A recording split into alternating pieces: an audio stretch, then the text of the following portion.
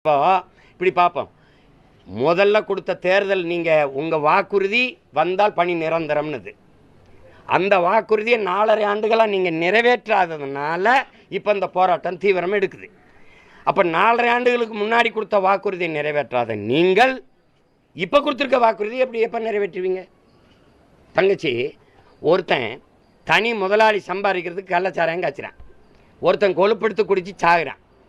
பல காலமாக சாராயங்காய்ச்சி விற்ற முதலாளி அவன் சம்பாரிச்சிருக்கான் கோடி கோடியாக, இவன் குடித்து செத்துருக்கான்.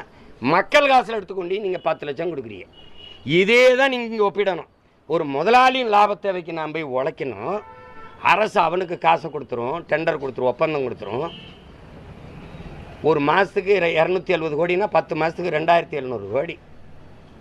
அது அப்படியே இந்த துப்புரவு பணிக்கு செலவுணுவானா, நவீன உபகரணங்கள், ஷூ சாக்ஸு, அது இது அப்படிலாம் கொடுப்பான தங்கச்சி. ஒரு கக்குஸ் கழுவை